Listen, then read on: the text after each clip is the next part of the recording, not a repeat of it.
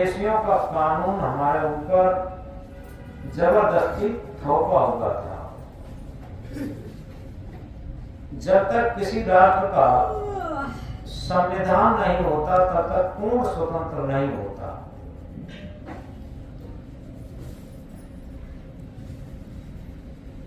पंद्रह अगस्त 1947 को भारत स्वतंत्र हुआ था, लेकिन पूर्ण स्वतंत्रता तब मिली जब 26 जनवरी 1950 को हमारे देश का संविधान हमारे देश पर लागू हुआ। यथार्थ में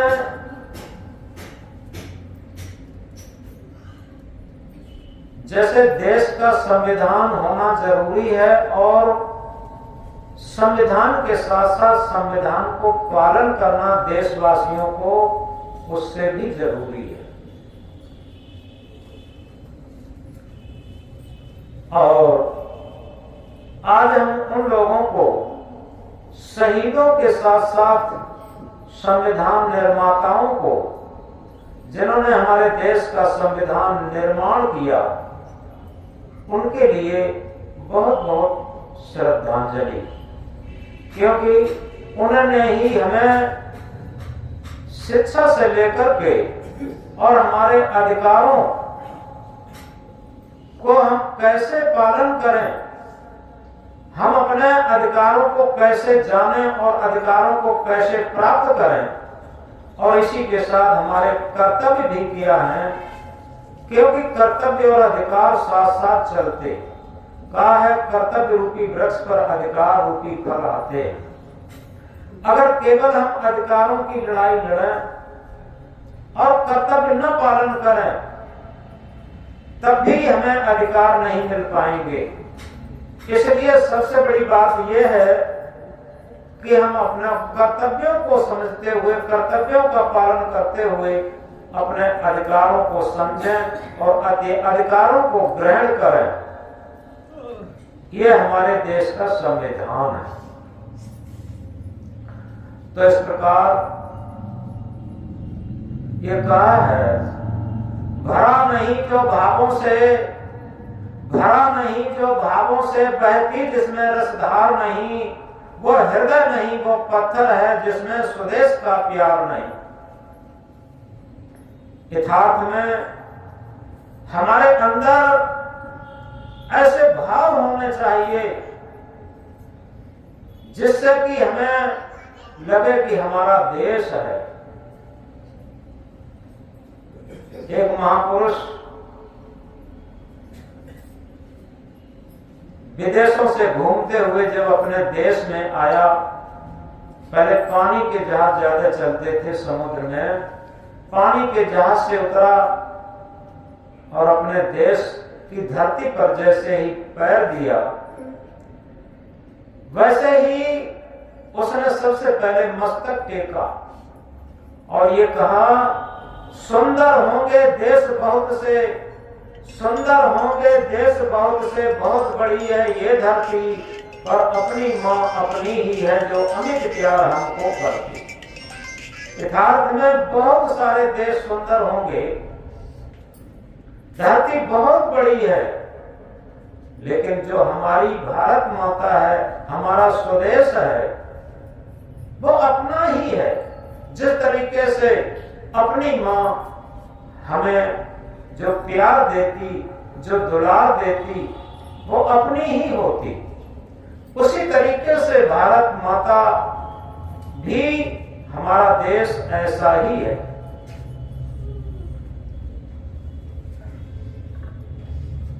यथार्थ में अगर सही तरीके से समझा जाए, जैसे उदाहरण के लिए रोड पर बाएं चलना एक संविधान है, एक कानून है, एक सूत्र है, और उस सूत्र को हम सही पालन करते हैं तो हमारा जीवन सुरक्षित है। अगर इस कानून का उल्लंघन करते, संविधान का उल्लंघन करते, तो निश्चित है हमारा जीवन खतरे में पड़ता। ऐसे ही हमारे जीवन का जो सच्चा रोड है वो है कि हम जिस भी डिपार्टमेंट में हमारा कर्तव्य किया है, सबसे बड़ी बात, यदि हम माता हैं हमारा क्या कर्तव्य है, यदि हम पिता हैं हमारा क्या कर्तव्य है, यदि हम पुत्री हैं, यदि हम पुत्र हैं हमारा क्या कर्तव्य है, यदि हम पति हैं हमारा क्या कर्तव्य है, यदि हम पत्नी हैं हमारा क्या कर्तव्य है। इसी तरीके से हम डॉक्टर हैं, मास्टर हैं, कलेक्टर हैं, इंस्पेक्टर हैं, जितने भी पद हैं तो हमारा क्या कर्तव्य है। हम भारत राष्ट्र के एक इकाई हैं, हमारा क्या कर्तव्य है राष्ट्र के प्रति। इन चीजों अपने कर्तव्य को समझना, ये संविधान को समझना है, कानून को समझना है। पहले कर्तव्य है, कारण रूप में कर्तव्य रहता, अधिकार रूप में कानून से हमें उपलब्धि मिलती। ये सूत्र है। होता क्या है, हम अपना कर्तव्य भूल जाते, केवल अधिकार की लड़ाई लड़ती। लेकिन सूत्र है, कर्तव्य रूपी वृक्ष पर अधिकार रूपी फल आते। जब हमारा कर्तव्य सही होगा तो अधिकार अपने आप आते हैं। तो सबसे पहली बात यह है कि हमें शिक्षित होना है, क्योंकि शिक्षा हमें हमारे कर्तव्य और अधिकार के साथ साथ हमें रोटी, कपड़ा और मकान की शिक्षा देती। यथार्थ में शिक्षा से हमारा जीवन जागृत होता, शिक्षा से हमें पता चलता कि हमारा कर्तव्य क्या है। कहीं हम पशु तुल्य तो जीवन नहीं व्यतीत करते, क्योंकि मैथिली संतगुप्त ने कहा, वही मनुष्य है जो कि मनुष्य के लिए मरे, वही मनुष्य है जो कि मनुष्य के लिए मरे, यह पशु प्रवृत्ति है जो कि आप ही चले। वही मनुष्य कहलाने का अधिकारी है जिसके अंदर परहित की भावना हो। परहित सरिस धर्म नहीं भाई, पर पीड़ा सम नहीं अधमाई। परहित के समान दुनिया में कोई धर्म नहीं, पर पीड़ा के समान दुनिया में कोई अधर्म नहीं। आज अगर देखा जाए, कम तौलना, घूसखोरी, बेईमानी, राजनी, डाकाजनी, मिलावटबाजी, आतंकवाद, घोटाला, ये सब मानवता को शर्मसार करने की चीजें हैं और ये संविधान से सब बाहर है। आज विचार करके देखें कि हमारे जो खाद्य पदार्थ से लेकर के और दूध, घी से लेकर के जितनी भी चीजें हैं जो हमारे जीवन को जीवनदायी शक्ति देती हैं, उनमें कितनी मिलावट चलती। आखिर ये मिलावट कौन करता? विदेशी नहीं करता, ये मिलावट सब हमारे स्वदेशी करते, हमारे देश के करते। और क्यों करते? अपने स्वार्थ में करते। आज स्वार्थ में आदमी इतना अंधा हो चुका है कि उसे ये नहीं पता चलता है कि हमारे कर्तव्य का फल हमें मिलेगा। जब जिस व्यक्ति को अपने अंदर से ये जागृति रहती, हम जो भी कार्य करते हैं उसके संस्कार बनते हैं और उसका परिणाम हमें भोगना पड़ता। तो ये जागृति ही सच्ची शिक्षा है, क्योंकि शिक्षा वो नहीं है जिसमें क्लेवरनेस कहते हैं, चालाकी को। शिक्षा के बाद जो चालाकी आ जाती है, ये कहा है, चालाकी चौपट करे अहंकारी गोता खाए, सीधा साधा सरल जीवन ताय आत्म पद दर्शाए। जितनी भी चालाकी है, चतुराई है, वह चौपट करती।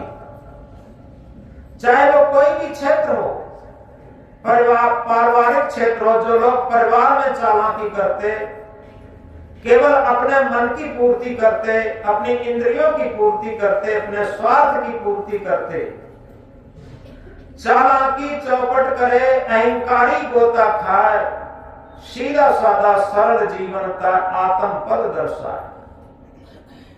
यथार्थ में इस बात को बहुत गहराई से समझें। इस संविधान दिवस पर, इस गणतंत्र दिवस पर, कि प्रकृति का भी एक संविधान होता है, कारण कार्य की व्यवस्था। जैसे एक छोटे से उदाहरण द्वारा समझाएं। लोग क्या समझते हैं कि किसी नदी में स्नान करने से हमारे पाप कट जाते। गहराई से सोचें। जल से शुद्ध शरीर होए, सत्याचरण मन जान, विद्या बुद्धि पवित्र होए, जीव ज्ञान प्रमाण। जल से हमारा शरीर शुद्ध होगा और विद्या से बुद्धि शुद्ध होगी, और सत्य के आचरण, सत्य की रहनी गहनी धारण करने से हमारा मन निर्मल होगा और हमारी जीव आत्मा आत्म ज्ञान से शुद्ध होगी, जब उसके अंदर से ज्ञान प्रस्फुटित होगा। रटे हुए ज्ञान से कभी अंतःकरण शुद्ध नहीं हो सकता। तो हम समझते हैं कि कहीं हम पाप काटते हैं तो ऐसे पाप नहीं कटते। एक संत, जहां खूब भीड़ भाड़ के साथ लोग जा रहे थे, तो उन्होंने पूछा कहां जा रहे?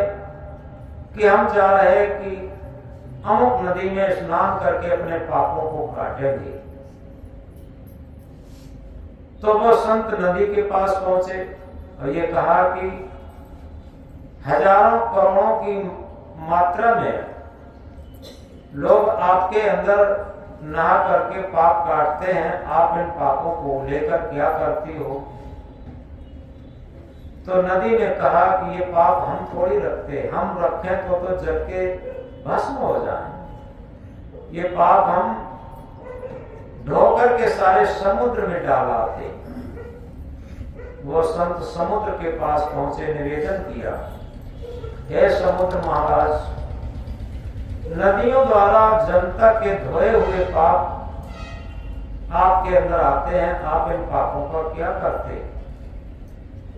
तो समुद्र ने कहा कि हम पाप थोड़ी रखते, अगर पाप रखें तो जब तक भस्म हो जाए। यह बाष्पीकरण होता है, जब सूर्य के द्वारा, सूर्य के ताप से जब बाष्पीकरण होता है तो ये सारे पाप हम भाप के द्वारा बादलों को दे देते। वो व्यक्ति पहाड़ों पर पहुंचा। जो लोग पहाड़ों पर गए होंगे उन्हें मालूम है पहाड़ों से बादल टकराते रहते, बहुत नीचे बादल रहते। तो वहां पर पहुंचा, उसने बादलों से कहा कि भैया बादल, ये बताओ समुद्र से भाप के साथ साथ तुम सारे पापों को लेकर के क्या करते हो? तो बादलों ने कहा कि वो पाप हम थोड़ी रखते, अगर हम रखें तो जल के भस्म हो जाए। हम वर्षा के साथ साथ जिसका पाप है उसी पर वर्षा देते। अब एक उदाहरण है समझने के लिए। हम ये न समझें किसी भी औपचारिकता से हमारे पाप कट सकेंगे।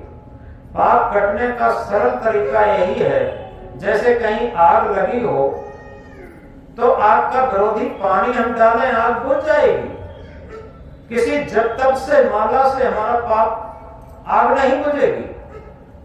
तो इसी तरीके से हमारे पाप भी कटने का सरल और सहज तरीका है, हम अपने अंदर कारण कार्य की व्यवस्था समझें।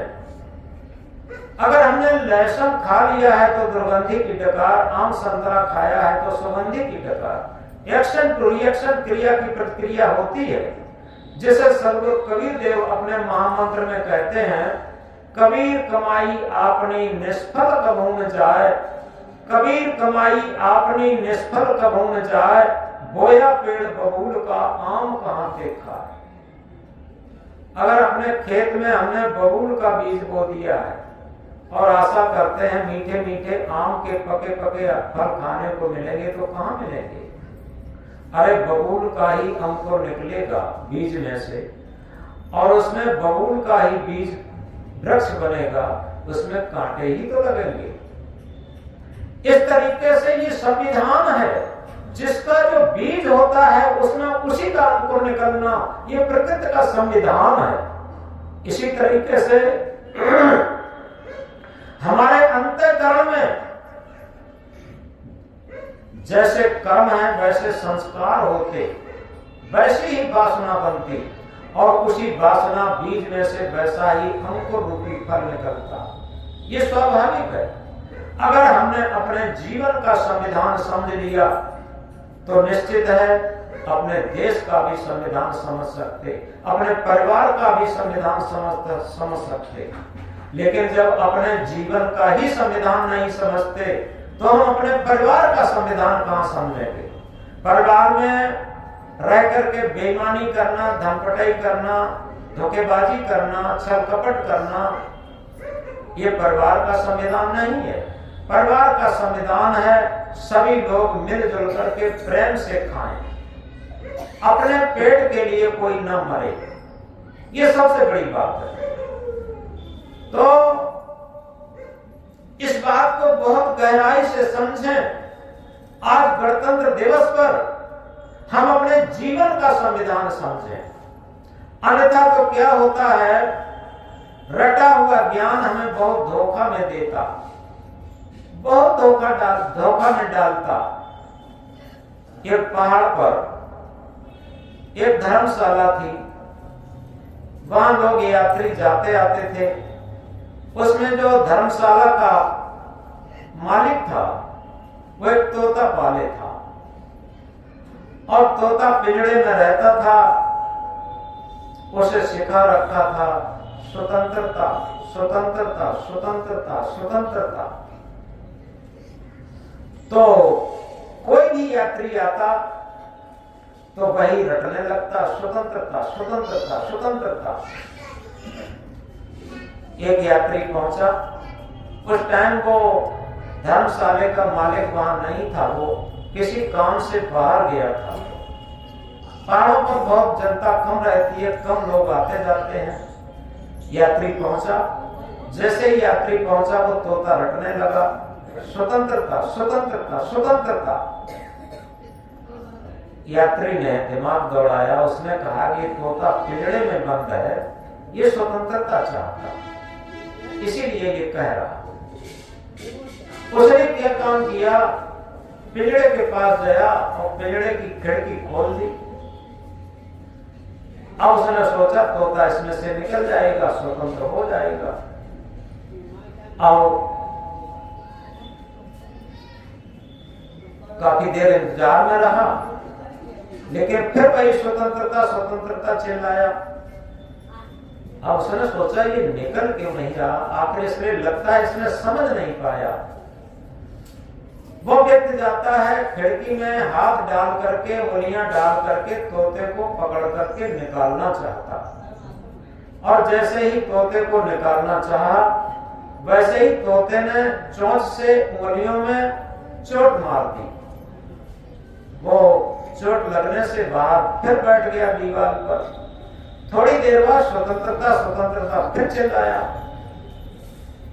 तो उस व्यक्ति ने हिम्मत बांध करके गया और पिंजड़े की खिड़की से हाथ डाला और जबरदस्ती तोते को पकड़ करके खिड़की से बाहर निकाल दिया और निकाल करके बिठा दिया। अब वो तोता बाहर बैठा और एकदम खुर से उड़ करके और उसी पिंजड़े में जाकर फिर बैठ गया। अब फिर बैठा है और स्वतंत्रता, स्वतंत्रता चिल्ला रहा है। अब वो व्यक्ति सोचता है कि आखिर क्या कारण है, ये तोता स्वतंत्रता, स्वतंत्रता चिल्ला रहा है, और इसे हमने बाहर स्वतंत्र कर दिया, तभी वो आकर के पिंजड़े में बंद हो गया और फिर भी स्वतंत्रता स्वतंत्रता चिल्ला रहा है। तब तक धर्मशाले का मालिक आया और उसने उसकी उंगलियों पर चोट के घाव देखे और थोड़ा खून देखा। ये कहा कि तुम्हारे जो उंगलियों में चोट कैसे लग गई, खून कैसा छलका। तब उस व्यक्ति ने कहा कि ये तोता अजीब है, ये स्वतंत्रता स्वतंत्रता चिल्ला रहा था और हमने खिड़की खोल दी, हमने सोचा निकल जाएगा, वो तब भी नहीं निकला। हाथ से पकड़ करके जबरदस्ती निकाला, इसने चोंच से हमारी उंगलियों में चोट मार करके खून निकाल दिया और मैंने इसे स्वतंत्र करना चाहा, लेकिन फिर भी ये थोड़ी देर बाहर बैठा और एकदम उड़ करके पिंजड़े में ही बैठ गया और पिंजड़े में बैठ करके फिर स्वतंत्रता स्वतंत्रता चिल्लाता है। तो जो धर्मशाले का मालिक था उसने कहा कि भले आदमी तुम इतना भी नहीं समझते, अरे कम से कम इतना तो समझो, रोज लोग कहते हैं तोता रटंत ज्ञान, ये तोता रटा हुआ है, स्वतंत्रता नहीं चाहता, केवल रटा हुआ है।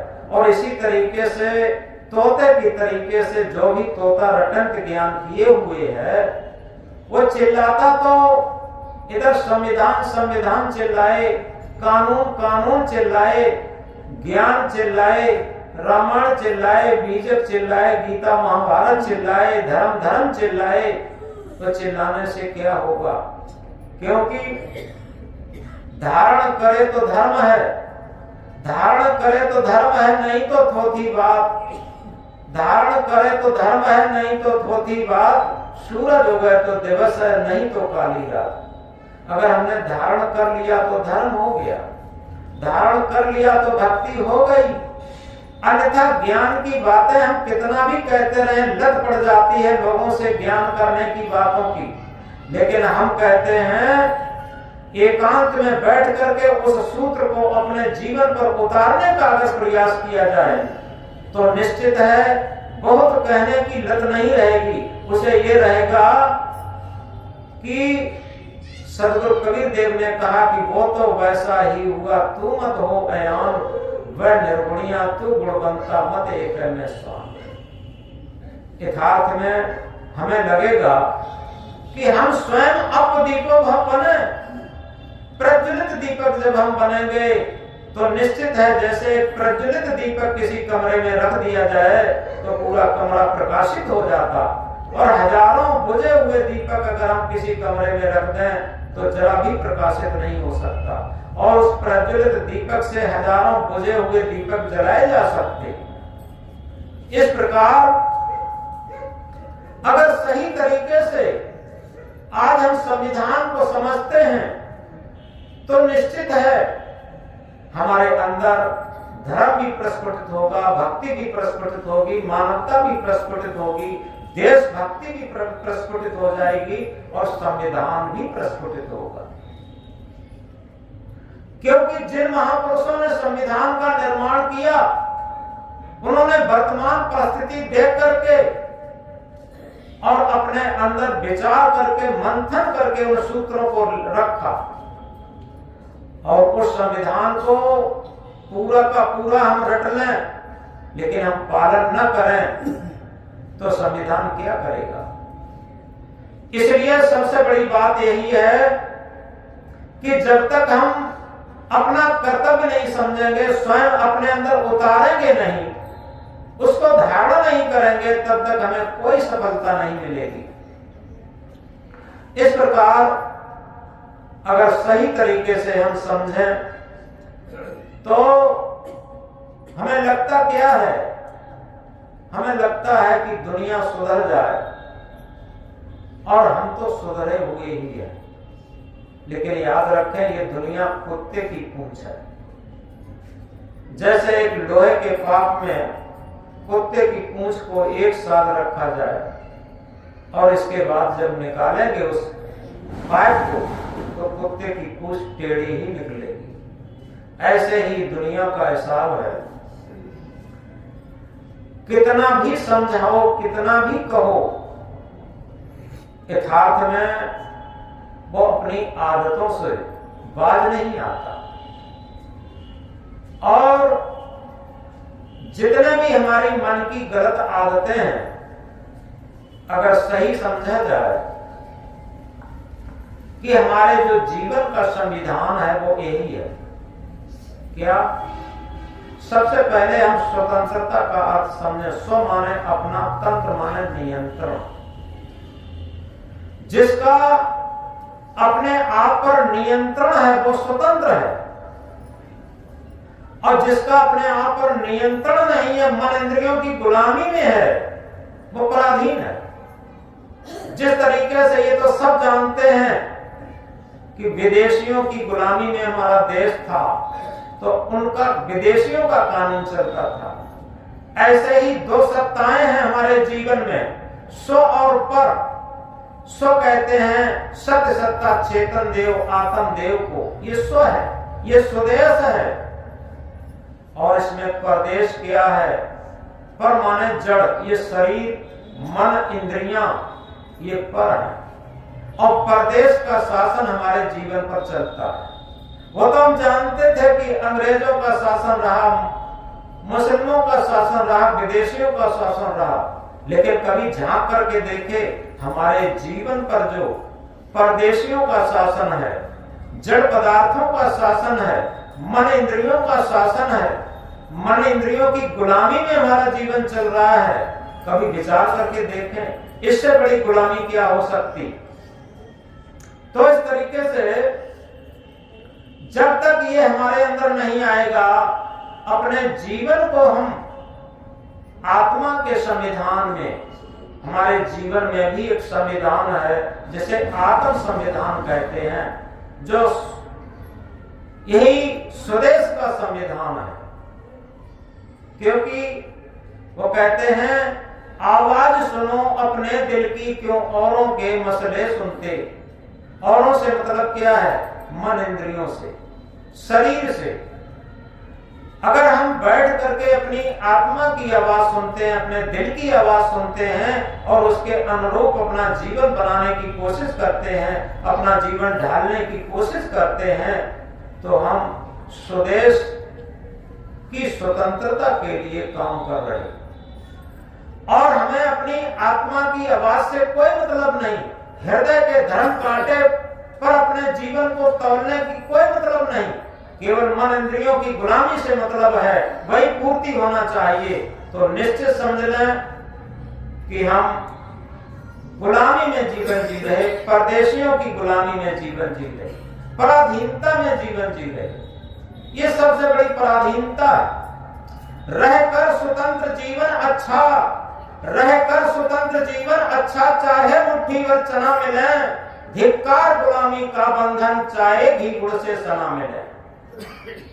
यथार्थ में यह हमारे वीर महापुरुषों का जीवन रहा, जिन्होंने हमारे देश को आजाद किया। अगर उनके जीवन को हम याद करें तो वो भी पढ़े लिखे भी थे और अच्छे घराने के लोग थे। वो चाहते तो नौकरी चाकरी बिजनेस व्यापार सब कुछ कर सकते थे, ऐसा आराम सब कुछ कर सकते थे, लेकिन वो विदेशियों को भगाने के लिए ये सब कुछ छोड़ करके, सारी कठिनाइयों को सह करके, सारे संघर्षों को सह करके और विदेशियों की गुलामी से ये जंजीर तोड़वाए और भारत देश को आजाद किए। आज हम आजादी की बात करें, संविधान की बात करें, लेकिन क्या हम विचार कर सकते हैं कि मेरा जीवन कितना स्वतंत्र है, मेरे जीवन में मेरी आत्मा का कितना संविधान चल रहा है? अगर इस बात को गहराई से समझें तो निश्चित है हम पाएंगे कि मेरे जीवन की बहुत बड़ी हार है कि हम स्वयं गुलामी में जीवन जी रहे हैं और उस तोते की तरीके से स्वतंत्रता की बात कर रहे हैं, जिस तरीके से वो तोता कर रहा था। तो याद रखें, इसी बीच कि अब जल्दी बात खत्म होनी है, एक छोटी सी बात कहकर के बात को समझाने का प्रयास करेंगे। एक जगह ये कहा है, अंधेर नगरी अनबूझ राजा, टके शेर भाजी टके शेर खाजा। अंधेर नगरी रही होगी, विस्तृत नहीं करेंगे, बहुत सूक्ष्म में समझाएंगे। वहां का अनबूझ राजा था। टके शेर भाजी, भाजी कहते हैं भुजिया से, और खाजा कहते हैं बहुत खोया की मिठाई होती है, बहुत कीमती वो। यानी टके शेर में भुजिया भी मिलती थी और टके शेर में वो खाजा मिठाई भी मिलती थी। उसके यहाँ ये नियम था। क्या होता है, एक दिन एक चोर चोरी करने गया और चोर सेठ की दीवार में नकब लगा करके और उसमें अंदर प्रवेश कर रहा था। वैसे दीवार धस गई और वो चोर उसमें बीच में फंस गया और फंसने से उसकी मृत्यु हो गई। सुबह को जब चोर नहीं पहुंचा तो उसकी पत्नी गई, ढूंढते ढूंढते उसे पता लगा कि अमुक सेठ के यहाँ चोरी करने गए थे हमारे पति देव, और दीवार में आधा शरीर बाहर है, आधा अंदर है और दीवार धस चुकी है। वो देख करके गई और वही अनबूझ राजा के यहाँ, अंधेर नगरी की बात है, अनबूझ राजा के यहाँ उसने रिपोर्ट कर दी जाके ये कहा कि राजन हमें न्याय दिलाया जाए, अन्यथा हम आपके राज्य से निकल जाएंगे।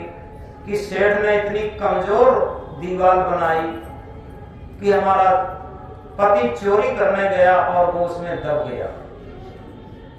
उस राजा ने तुरंत सेठ को बुलाया सिपाहियों द्वारा। सेठ आया, उसने कहा कि भाई, राजा ने कहा कि भाई तुम्हें तो फांसी की सजा होनी चाहिए। सेठ ने कहा सरकार क्यों? कि तुमने इतनी दीवार कमजोर बनाई कि चोर उसमें दब के मर गया। तो सेठ ने कहा सरकार इसमें मेरी क्या गलती? तो किसकी गलती है? अरे भाई ये तो मिस्त्री और लेबर की गलती है, उसने कमजोर बनाई, हमने तो पैसा पूरा दिया। मिस्त्री और लेबर बुलाए गए। तो मिस्त्री लेबर जब बुलाए गए तो मिस्त्री ने ये कहा कि भाई हमारी गलती नहीं है, इन लेबरों ने सही मसाला नहीं मिलाया, वहां सीमेंट सही नहीं डाला और इसीलिए वो दीवार कच्ची रह गई और दीवार गिर गई। लेबरों को बुलाया तो लेबरों ने ये कहा कि सरकार इसमें हमारी गलती नहीं है।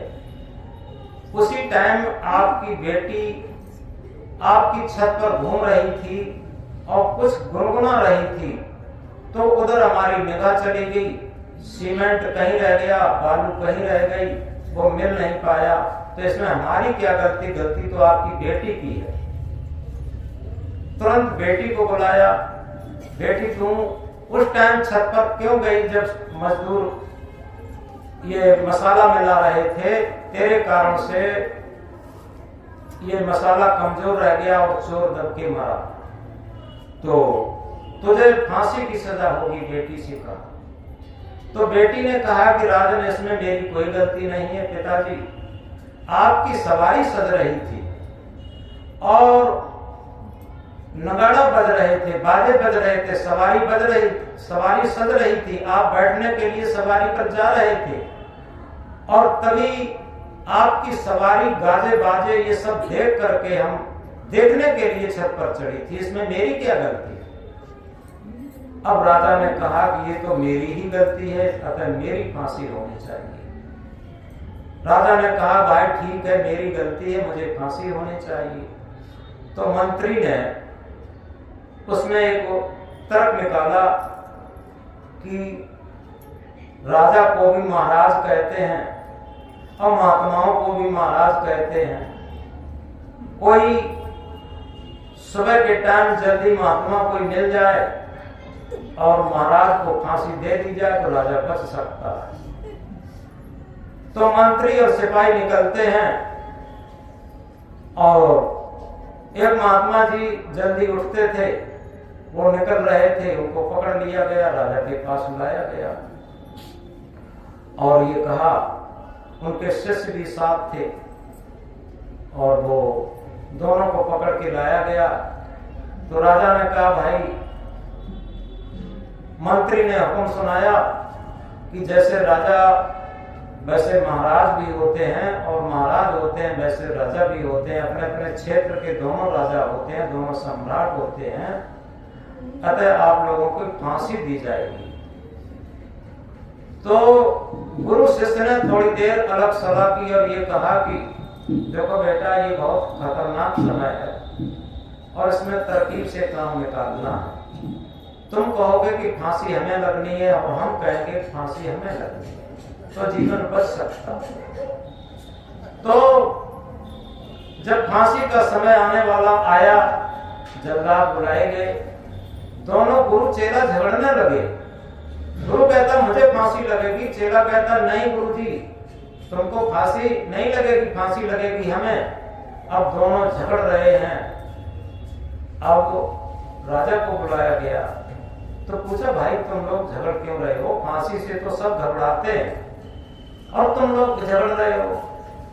तो गुरु जी ने कहा कि ये वो मुहूर्त है, इस टाइम जो भी मर के चला जाएगा उसे सीधा स्वर्ग लोक, वैकुंठ लोक, परम धाम, मुक्ति धाम सब कुछ मिल जाएगा। तो राजा ने कहा इन्हें भगाओ, फांसी लगेगी हमें, क्योंकि सीधा वैकुंठ मिलता। तुरंत उन्हें भगा दिया गया और राजा फांसी पर चढ़ गया। अब ये दृष्टांत है, केवल कहानी है समझने के लिए। उसी संविधान को, उसी स्वतंत्रता को, उसी कानून को, हमारे ये जीवन है वही अंधेर नगरी है और इसमें अनबूझ राजा ये मन है। इस बात को गहराई से समझें। और ये टके सिर भाजी, टके सिर ख्वाजा किए हुए हैं। ख्वाजा कहते हैं जो मोक्ष मुक्ति कल्याण ये मानव जीवन प्राप्त करने के बाद हम कर सकते थे, परमार्थ कर सकते थे और इससे मोक्ष मुक्ति कल्याण पाया जा सकता था। लेकिन ये सांसारिक भोगों में, पंच विषय भोगों में जो भजिया का रूप होते हैं, इनकी कोई कीमत नहीं और उसमें ही उसको और मोक्ष मुक्ति कल्याण दोनों को बराबर किए हुए हैं और उन्हें और सांसारिक भोगों को और अधिक मान्यता दिए हुए है। मन की गुलामी, इंद्रियों को गुलामी को और अधिक मान्यता दिए हुए है। तो इस तरीके से क्या होता है, ये तो बहुत ही योग्य बनता है अपने को अनबुझ राजा, बहुत ज्ञानी बनता है जैसे वो बन रहा था। लेकिन जो उन्हीं में से जो संत गुरु या जिस तरीके से राष्ट्र की बात करें, जो लोग शहीद हुए वो समर्पित भाव से रहे। यथार्थ में इधर तो जो कहते हैं तन मन धन भक्ति पे कर दो निछार, मौका ये मिलेगा नहीं बार बार। तो हमें विचार करना है कि हम उस अनबुझ राजा की तरीके से सांसारिक भोगों में चिपटे हुए हैं या तन मन धन अपना भक्ति के लिए समर्पित किए हुए हैं, परमार्थ के लिए समर्पित किए हुए हैं, साधना के लिए समर्पित किए हुए हैं, भजन के लिए समर्पित किए हुए हैं। ये बात समझने की है।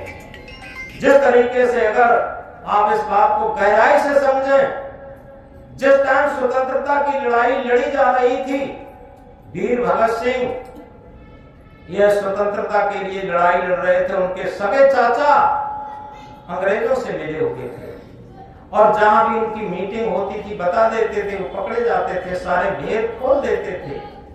उस टाइम वो मलाई खा रहे थे अंग्रेजों से उनके चाचा, और वीर भगत सिंह को आखिर में फांसी हुई।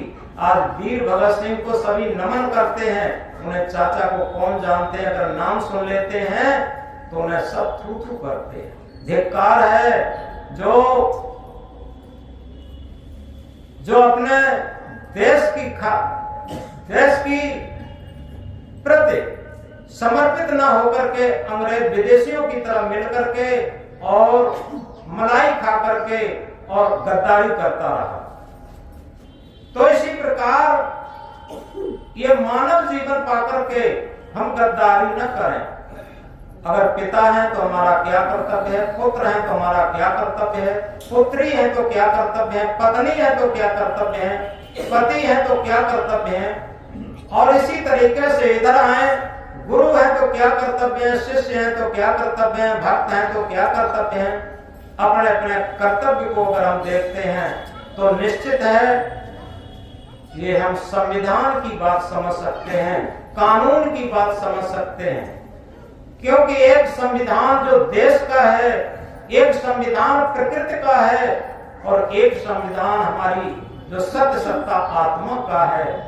तीन संविधानों में से हम तीनों संविधानों को फेल करके केवल मन के संविधान को, इंद्रियों के संविधान को अगर मानते हैं तो निश्चित समझो, सोचो हम किधर जा रहे हैं, विचार करो कि हम किधर जा रहे हैं। हम प्रकृति के संविधान को फेल करके भी प्रकृति हमें माफ नहीं करेगी। आत्मा के संविधान को फेल करके ये सत्य सत्ता आत्मा हमें माफ नहीं करेगी। और इसके साथ देश के संविधान को फेल करके ये राष्ट्र का संविधान भी हमें माफ नहीं करेगा। हम कम से कम इन संविधान को समझें, इन कानून को समझें। तो इसलिए आज बहुत बड़ा पर्व है और इस पर्व पर हम थोड़ा जागृत हों। हम जिस क्षेत्र में हैं उस क्षेत्र का कर्तव्य समझें, अधिकार के पीछे न भागें। हमारी लोग सेवा करें, हमें लोग माने, हमें मान सम्मान दें, हमारी लोग खातिर करें। हमारा क्या कर्तव्य है, केवल कर्तव्य पर ध्यान दें तो निश्चित है उसके कर्तव्य के पीछे, वो कहते हैं कर्तव्य रूपी वृक्ष पर अधिकार रूपी फल अपने आप आते हैं। ये संविधान है। जब हम कर्तव्य सही करेंगे तो उसके पीछे संविधान उसका फल सही लाएगा, और कर्तव्य सही नहीं करेंगे तो संविधान को फेल करके कार्य करेंगे तो किसी भी संविधान में ताकत नहीं है अच्छा फल लाए। और तभी देखो रामायण में भी कहा है, कर्म प्रधान विश्व रच राखा, जो जस करे सो तस फल चाखा। ये सबसे बड़ा संविधान।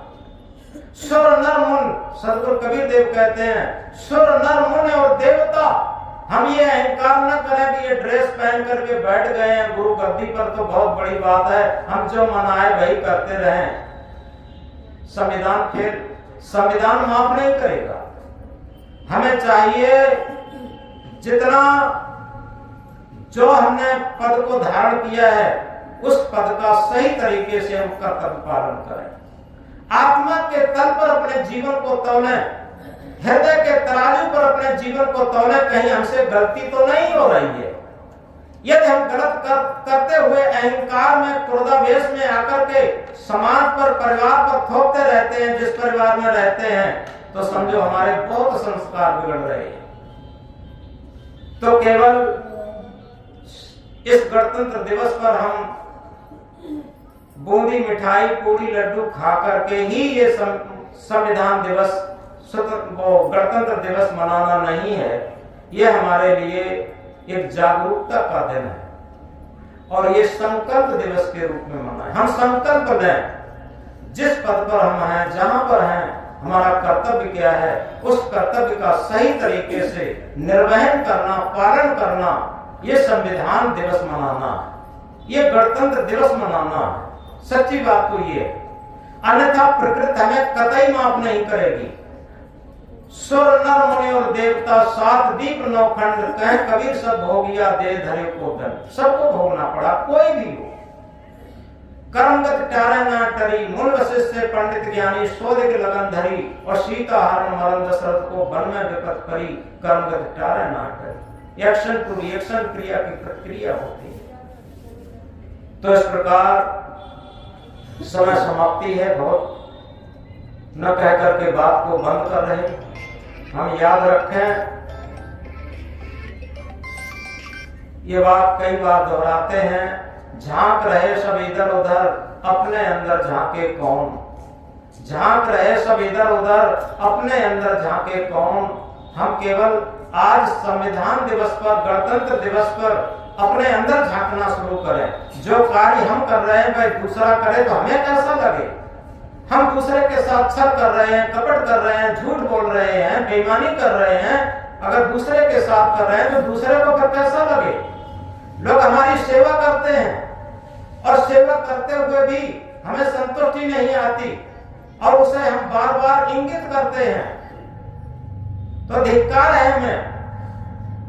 तो इसलिए सबसे बड़ी बात यह है कि आज संविधान दिवस पर हम अपने को झांकना शुरू करें कि जो कर्तव्य हम करते हैं वही दूसरा करे तो हमें कैसा लगे। झांक रहे सब इधर उधर, अपने अंदर झांके कौन। दुनिया सुधरे सब चिल्लाते, निज को आज सुधारे कौन। आज जितने भी यहाँ लोग बैठे हैं अपने अपने को सुधारने की कोशिश करें। ये संविधान दिवस है, ये गणतंत्र दिवस है। दुनिया सुधरे सब चिल्लाते, निज को आज सुधारे कौन। हम सुधरेंगे जग सुधरेगा, हम सुधरेंगे जग सुधरेगा, इतनी सी बात बेचारे कौन। यथार्थ में अगर इस बात को हम सही गहराई से समझ लें कि हम स्वयं प्रज्वलित दीपक बन जाएं, तो निश्चित है दूसरे को भी प्रकाश मिलेगा। और केवल हम स्वार्थ की सड़ांध में सड़ते रहे पूरे जीवन, तो प्रकृति हमें माफ नहीं करेगी, आत्मा हमें माफ नहीं करेगी, संविधान हमें माफ नहीं करेगा, कारण कार्य की व्यवस्था हमें माफ नहीं करेगी। अंत में बात कहकर बात बंद करते, हमने देखा है पत्थर पिघलते हुए, शीत जल से भी शोले निकलते हुए, शीत जल से भी शोले निकलते हुए, तुम न बदलोगे कैसे ये विश्वास हो, तुम न बदलोगे कैसे ये विश्वास हो। हमने देखा है मौसम बदलते हुए, हमने देखा है मौसम बदलते हुए। याद रखें, हम जीवन को जीने की कला भी एक संविधान है। उस जीवन जीने की कला अगर मुझे आ गई तो निश्चित है ये गणतंत्र दिवस, संविधान दिवस, स्वतंत्रता दिवस और कहना चाहिए धर्म और भक्ति, ये सारी चीजें आ गई। केवल ज्ञान कहने की चीज नहीं है, संविधान कहने की चीज नहीं है, गणतंत्र दिवस कहने की चीज नहीं है, ये रहने की चीज है। क्योंकि धारण करे तो धर्म है, नहीं तो थोथी बात, सूरज हो गए तो दिवस है, नहीं तो काली रात। कथनी करनी करे सो पूत हमारो, कथनी कथे सो नाती, और रहनी रहे सो गुरु हमारो, हम रहनी के साथ। कहता तो बहुत मिले, गहनता मिला न कोई, सो कहता बहजान दे जो न गहनता हो। यथार्थ में कहने वाले वाचक ज्ञानी से जो केवल कुछ न कह पाता हो, कुछ न जानता हो, और जो अपनी रहनी गहनी में अच्छे विचार, अच्छे कर्म, अच्छे संस्कारों को उतारता है, वो महान है। तो इस प्रकार आज हमने कुछ बातें स्वतंत्रता से लेकर, गणतंत्र दिवस से लेकर, मानव जीवन के संविधान से लेकर, प्रकृति के संविधान, आत्मा के संविधान और देश के संविधान तक की कुछ बातें समझाने का प्रयास किया। और हम याद रखें कि जीवन जौवन राजमद जिसका हम अहंकार करते हैं, ये कोई स्थिर नहीं है। जीवन जौवन राजमद अविचल रहे न कोई, जो दिन जाए सत्संग में जीवन का फल। हमारे जीवन का सच्चा फल वही है जो आत्मा के सत्य, आत्मा के संग में हमारे जीवन के क्षण चले जाए। सत्संग वो नहीं है जो हम कुछ भजन गा लें, प्रवचन कर लें और कुछ बैठ के चर्चा कर लें, ये तो चर्चा मात्र है। पानी की चर्चा से प्यास नहीं जाएगी, भोजन की चर्चा से भूख नहीं जाएगी। इसी तरीके से धर्म की चर्चा से, गणतंत्र दिवस की चर्चा से हमारे अंदर संविधान लागू नहीं होगा, धर्म लागू नहीं होगा। ये चर्चा से नहीं होगा, धारण करने से होगा, उसके अनुसार आचरण उतारने से होगा। और तभी कहा है action speak later than words, कर्मों की धुन शब्दों से ऊंची होती है।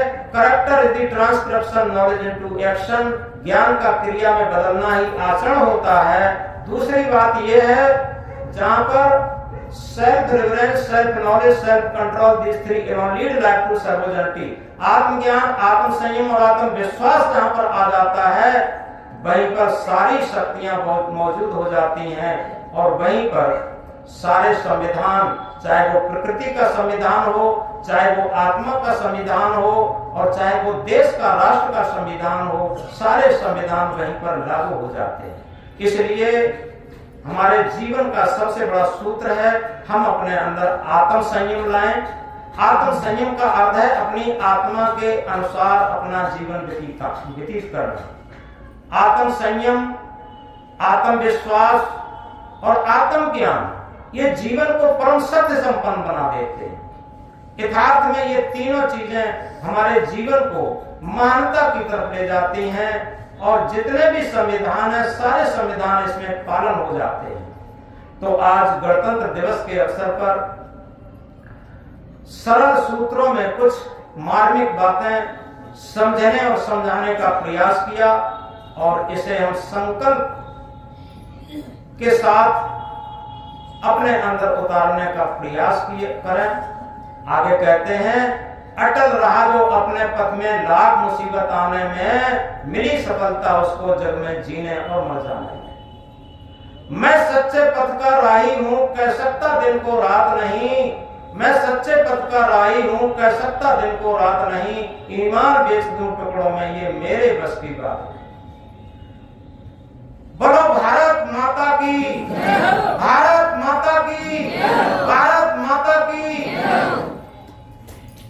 यहाँ पर